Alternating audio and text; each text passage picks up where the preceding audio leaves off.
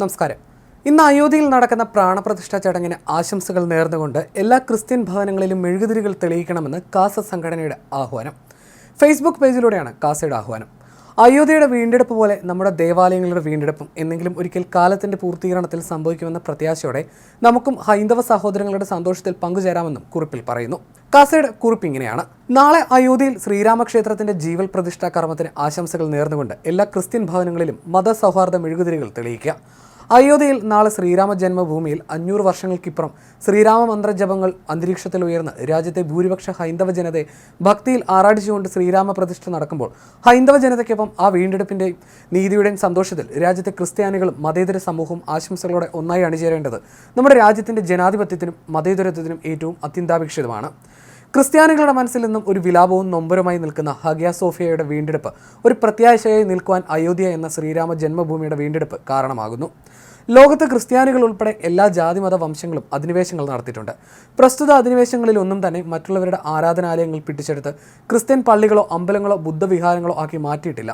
എന്നാൽ ലോകത്തെവിടെയൊക്കെ ഇസ്ലാമിക ശക്തികൾ അധിനിവേശങ്ങൾ നടന്നിട്ടുണ്ടോ അവിടെയൊക്കെ അന്യമതസ്ഥരുടെ ആരാധനാ നിർമ്മിതികൾ അടിച്ചു തകർത്ത് അതിന്മേൽ ഇസ്ലാമിക ആരാധനാലയങ്ങൾ പണിയുകയോ അന്യമതസ്ഥരുടെ ആരാധനാലയങ്ങൾ പിടിച്ചെടുത്ത് ഇസ്ലാമിന്റെ മോസ്കുകളാക്കി പരിവർത്തനം ചെയ്യപ്പെടുകയോ ചെയ്യപ്പെട്ടിട്ടുണ്ട്.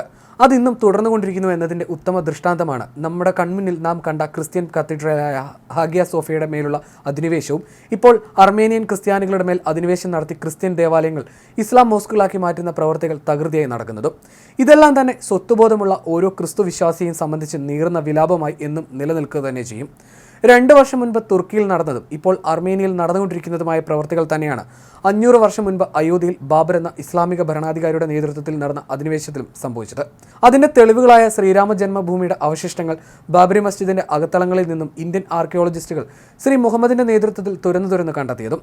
ഒരു ഹൈന്ദവ ഭൂരിപക്ഷ രാജ്യമായിരുന്നിട്ട് കൂടി ബലപ്രയോഗത്തിലൂടെ അത് തിരിച്ചുപിടിക്കാതെ അനേകം വർഷങ്ങൾ നടത്തിയ കോടതി നടപടികളിലൂടെ പരമോന്നത നീതിപീഠത്തിന്റെ വിധിന്മേലാണ് അയോധ്യയിൽ ക്ഷേത്രം തിരികെ പണിതുയർത്തിയിരിക്കുന്നത് എന്നത് ഭാരതത്തിലെ ജനാധിപത്യത്തിന്റെയും നിയമവ്യവസ്ഥിതികളുടെയും മേന്മയാണ് ഉയർത്തിക്കാട്ടുന്നത്. നാളെ അയോധ്യയിൽ നടക്കുന്നത് തിന്മയുടെ മേൽ നന്മ നേടിയ നീതിയുടെ വിജയമാണ്. 500 വർഷം മുൻപ് തങ്ങളുടെ ആരാധനാമൂർത്തിയുടെ ജന്മഭൂമിയിൽ അധിനിവേശം നടത്തി തങ്ങളുടെ അവിടെ സ്ഥാപിച്ചിരുന്ന ആരാധനാലയം പിടിച്ചെടുത്തപ്പോൾ ദുഃഖത്താൽ നേറിയ പൂർവികരോട് അവരുടെ ഇന്നിന്റെ തലമുറ നീതി പുലർത്തുന്ന നന്മയുടെ സുദിനമാണ് നാളെ നടക്കുന്ന ജീവൽ പ്രതിഷ്ഠ. അതിൽ ജനാധിപത്യത്തിലും മതേതരത്വത്തിലും മതസൗഹാർദ്ദത്തിലും വിശ്വസിക്കുന്ന ഓരോ ഭാരതീയനും അഭിമാനിക്കാം. ആയതിനാൽ ഭാരതത്തിലെ ക്രിസ്ത്യൻ സമൂഹവും ഇതേ ശക്തികളാൽ നമുക്ക് നഷ്ടപ്പെട്ടതും നഷ്ടപ്പെട്ടുകൊണ്ടിരിക്കുന്നതുമായ നമ്മുടെ ദേവാലയങ്ങളും വീണ്ടെടുക്കുന്നതുവരെ ഒരു വിലാപമായി തലമുറകളിൽ നിന്നും തലമുറകളിലേക്ക് കൈമാറാം. അയോധ്യയുടെ വീണ്ടെടുപ്പ് പോലെ നമ്മുടെ ദേവാലയങ്ങളുടെ വീണ്ടെടുപ്പും എന്നെങ്കിലും ഒരിക്കൽ കാലത്തിന്റെ പൂർത്തീകരണത്തിൽ സംഭവിക്കുമെന്ന പ്രത്യാശയോടെ നമുക്കും ഹൈന്ദവ സഹോദരങ്ങളുടെ സന്തോഷത്തിൽ പങ്കുചേരാം.